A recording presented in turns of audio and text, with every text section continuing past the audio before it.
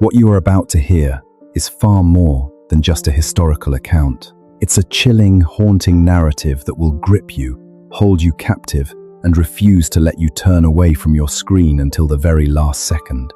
I stand here, on the bustling docks of Southampton, on the 10th day of April, 1912. A third-class ticket for the majestic times, Titanic times, clutched tightly in my hand, and I carry with me a horrific truth that not a single soul on this legendary vessel, brimming with hope and dreams, could ever fathom.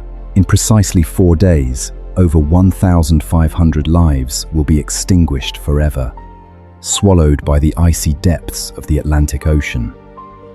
I am a traveler from the year 2026. I have come to this pivotal moment in time with a desperate, singular hope to alter history, to somehow avert the impending catastrophe. But have you ever truly wondered, when faced with the absolute certainty of disaster, yet rendered utterly powerless to stop it, how a human heart can truly break? The answer lies directly ahead, and it is an answer you will never, ever forget. Stay with me until the very end, because what is about to unfold will transcend even the wildest reaches of your imagination.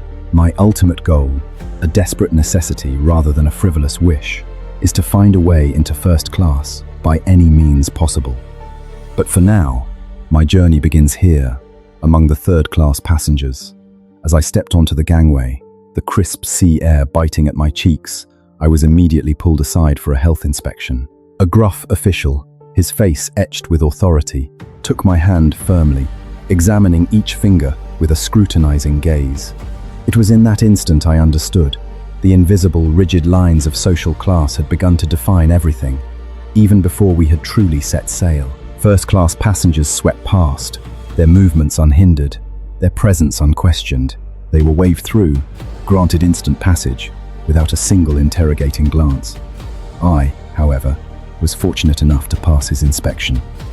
But you must understand that seemingly insignificant boundary was merely the prelude to far greater tragedies, unfathomable in their scope, that I was about to witness. And I haven't even begun to tell you about the most horrifying revelation awaiting me, and you, just beyond the horizon. But wait a moment, what do you imagine the interior of a third-class compartment on the Titanic times looked like? Perhaps you picture cramped, grimy spaces, filled with the stench of unwashed bodies, rough rope bunks, and stacks of wooden crates. That was certainly my expectation. Instead, I found myself walking down surprisingly clean, well-lit corridors, illuminated by electric lamps that glowed with a soft, inviting warmth. The air was filled with the fresh scent of new paint and polished wood, everything gleaming as if it had just been completed. It smelled new, pristine, promising. I located my assigned cabin, G73. The door swung open to reveal a surprisingly clean bed, crisp white sheets, and even running water from the tap. I lay down, the mattress surprisingly soft beneath me, and let out a small, almost nervous laugh. The bed was so short my feet dangled awkwardly over the end. I stand at 5 feet 10 inches, and the people of this era, I reasoned, must have averaged closer to 5 feet 3 or 4. It felt profoundly strange, as if I had stumbled into a world not quite made for me. Little did I know, this very night would be the last many would ever spend in that bed, and in just a few short days, these peaceful, gleaming corridors would transform into a living hell. I inquired about the restrooms, and they directed me towards the stern, referring to it, somewhat disconcertingly, as the poop deck. A wave of concern washed over me, wondering if the name was meant to be taken literally, but no, everything was immaculately clean, thankfully. I ascended to the aft deck just as the massive ship began its slow, majestic departure from the dock. The colossal vessel groaned to life, a deep rumble vibrating through the deck beneath my feet. A deafening blast from the ship's mighty horn echoed across the harbor, and passengers erupted in cheers, their voices filled with joyous anticipation. I stood there, buffeted by the strong sea breeze, my heart pounding a frantic rhythm against my ribs. A young man standing beside me turned and offered a wide, hopeful smile. He eagerly shared his story. He was traveling to New York to reunite with his family in Brooklyn, a guaranteed job waiting for him at the docks, and a wedding planned soon after. A new life, a fresh start. I asked him to repeat it, and he chuckled, his eyes sparkling with the promise of a future. And me? I told him I was off to Minnesota to work on a farm with my brother. We both carried the vibrant, shimmering American dream within us. Yet I knew, with a chilling certainty, that his dream, and countless others, would shatter into 1,000 pieces in just a few days' time.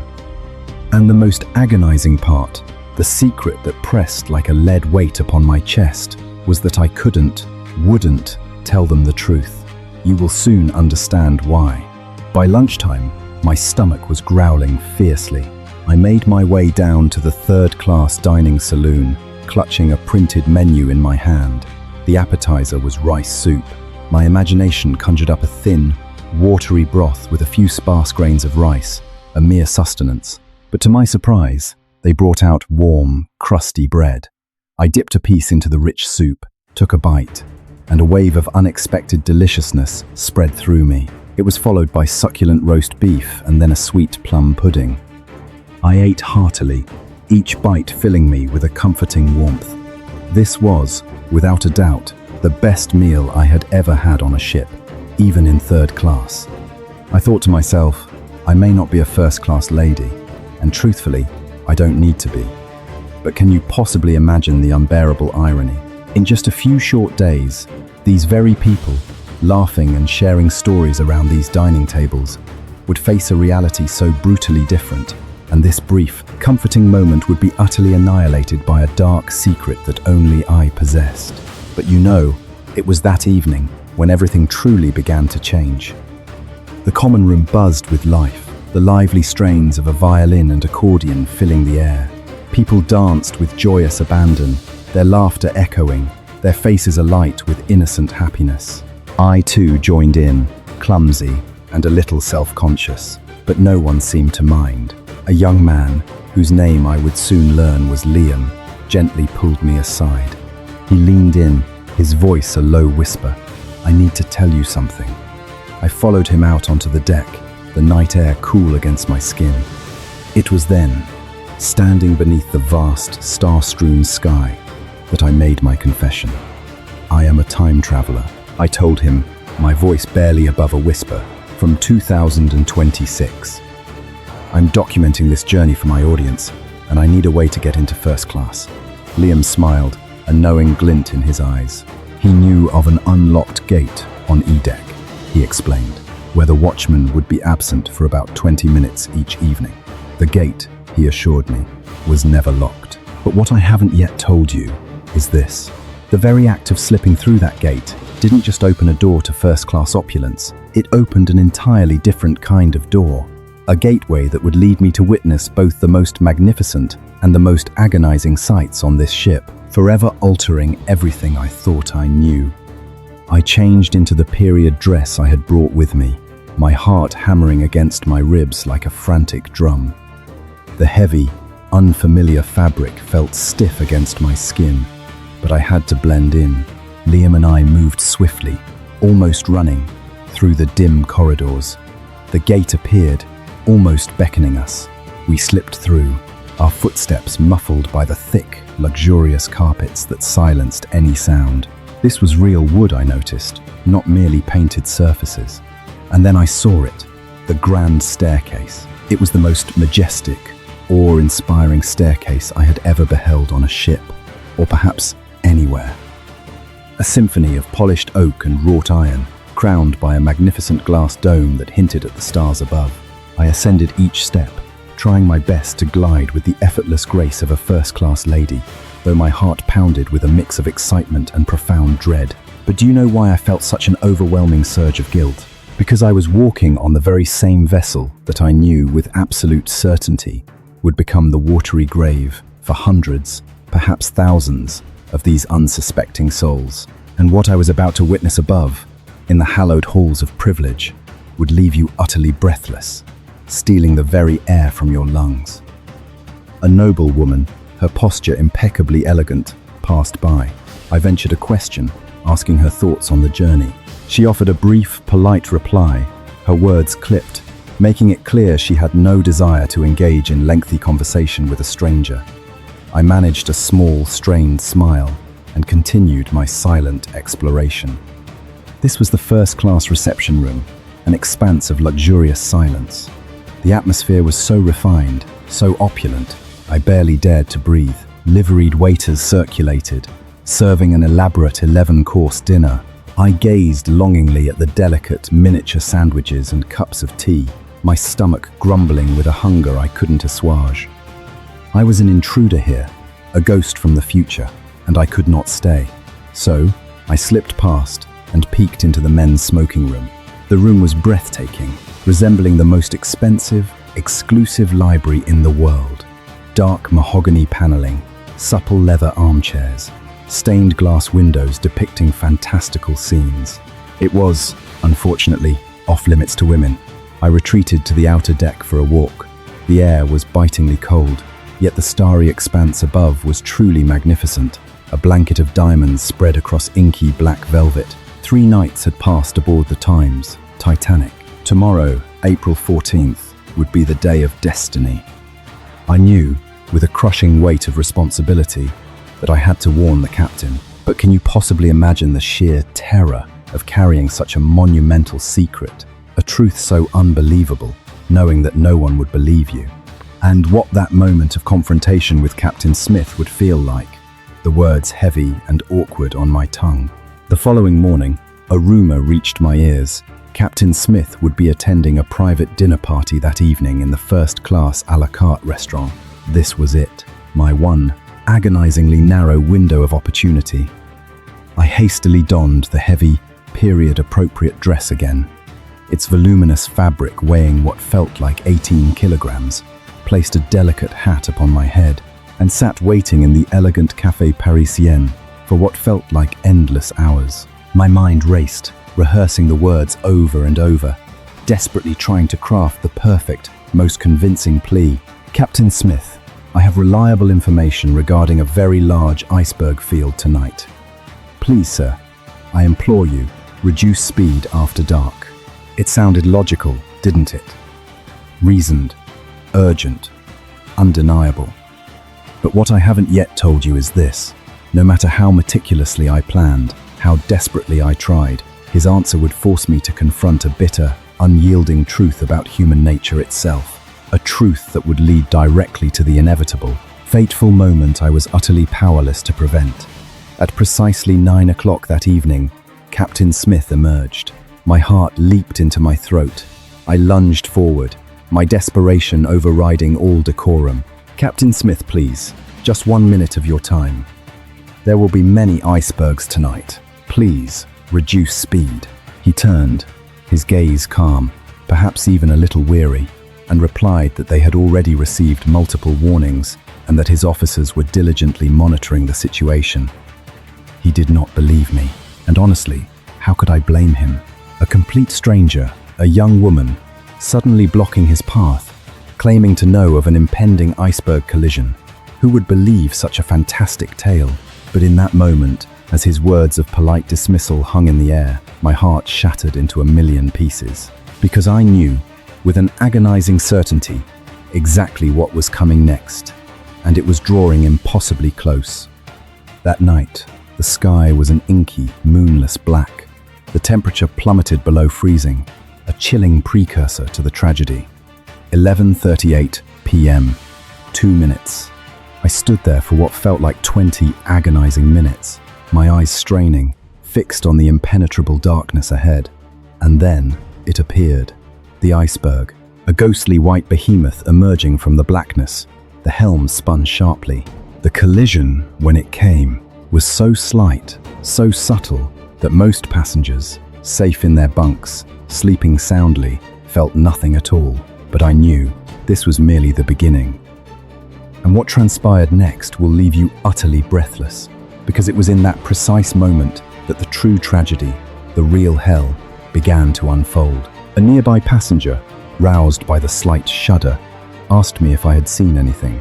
"An iceberg," I whispered, my voice hoarse. He laughed, a dismissive, casual sound, assuring me it was nothing serious, that the ship was designed to withstand such impacts. He turned back towards the warmth of the interior, shivering slightly from the cold. But by then, the order had been given, relayed through the corridors: don your life jackets and proceed to the boat deck. People remained eerily calm at first. They believed it was merely a precaution, a minor inconvenience, a momentary delay in their luxurious voyage. But then, everything changed with horrifying speed. The lifeboats, designed to hold 65 souls, were being launched with as few as 28. Many, still clinging to the illusion of safety, refused to board, convinced they were safer on the unsinkable deck of the ship. I couldn't bear to watch. My heart ached with a raw, visceral agony. Just an hour before, they had been in their nightclothes, grumbling about a minor inconvenience. Now, the pretense was gone. The horrifying truth was beginning to sink in, colder and more unforgiving than the ocean itself.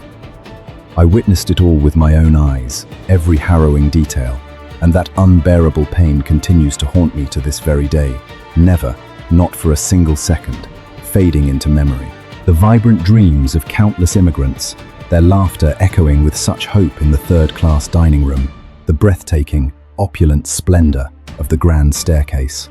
All of it was swallowed whole by the cold, cruel embrace of the Atlantic's darkness in just a few short hours.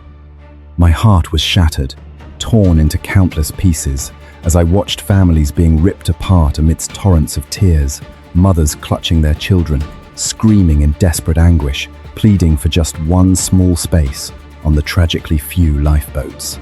Their heart-wrenching cries of despair still echo relentlessly in my ears, an incessant, agonizing symphony I can never forget. These were not merely dry statistics in a history book. These were flesh and blood human beings, hearts beating with fervent desires, people who had families, who carried with them the vibrant American dream of a better life. And then, in the blink of an eye, all of it crumbled into nothingness. Through this horrifying, fated journey, I have come to realize the harshest and most profound lesson, one that I wish to impart from the deepest depths of my soul to all of us, especially to the young people of today. No matter how far science and technology may advance, we, as human beings, must absolutely never allow ourselves to become arrogant and disregard the awesome, untamed power of nature. The Titanic times was not merely a ship that sank, it stands as the most agonizing and resounding warning about the utter fragility of life itself. Cherish every moment of peace, embrace your loved ones tightly each day, and live with humility, responsibility, and genuine compassion more than ever before. For I, a person who knew the future, was still utterly powerless to save them. And if we fail to learn from this profound tragedy, history, in its cruel irony, will undoubtedly repeat itself in other forms through the invisible boundaries we create, through the blind pride we still carry in our modern lives. If this story has stirred your heart deeply, if it has brought tears to your eyes, please, I beg you, share it with your children and grandchildren, with those you hold dear. For the lessons gleaned from past tragedies are the most precious legacy we can ever transmit to future generations. And if you wish to join me on other such journeys through time, to explore history in a vivid, emotional, and deeply personal way, then stay with me. We will embark together, uncovering the next unforgettable stories that await us.